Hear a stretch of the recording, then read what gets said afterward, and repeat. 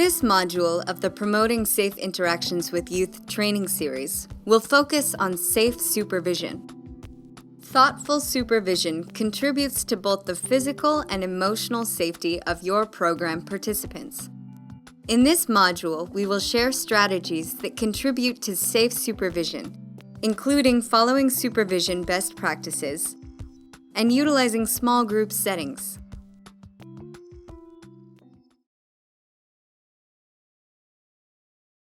Interactions between a youth participant and an adult in your program should always be observable by others. Consider the location of your activities and plan for adequate numbers of program staff to prevent unmonitored private interactions. Employees and volunteers should avoid being alone with a youth. Follow the rule of 3, which means including a third person in all interactions. Sometimes, one-on-one interactions are necessary and inevitable. If they are essential to your program model, such as in a mentoring program, make sure these interactions take place in a public setting or location with other staff or adults around who can easily observe what is going on.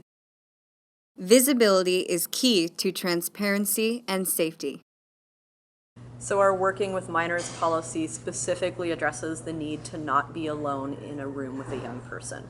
So what that means for our program is if, a mentor staff member needs to be speaking with a young person one-on-one, they're going to do that in an open space, or if they're in a room, they're going to keep the door open, or make sure that there is some visual so that people can actually see the two interacting together at all times. So it's really important to have interactions with youth take place publicly.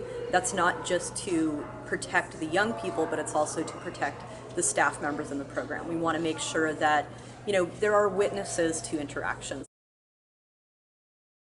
You can't be alone with a student, always keeping doors open, even when we're having private conversations. Always make sure that there's an open door. If there is not an open door available, then we actually make sure that there's more than one staff member with the student and that the gender ratios are equal in terms of at least one female, one male staff with the student, whether they're male or female. We want to be very careful. I think that the most important thing when working around youth is to have multiple people around you.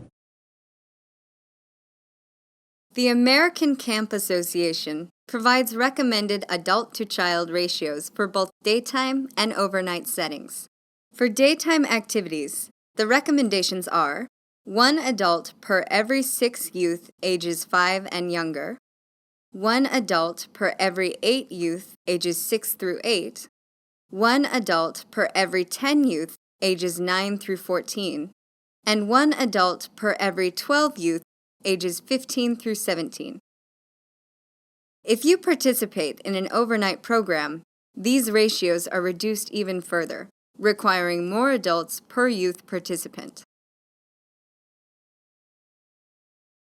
Small group activities can often be used in place of one-on-one interactions to provide safer supervision and enhance learning for youth participants. Small group activities can provide an ideal learning environment, as group members can learn from each other's experiences and build interpersonal skills, such as collaborative problem-solving and empathy. Consider using small group settings in place of one-on-one interactions when appropriate for your program activity and age group. One-on-one can be really intimidating no matter what age the child is at.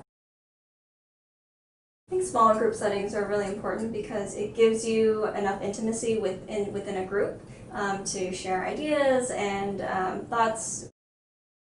We have certain cohorts in place in advance. So, one mentor will work with 3 or 4 youth. So whenever they're meeting, they're going to meet all together as a cohort.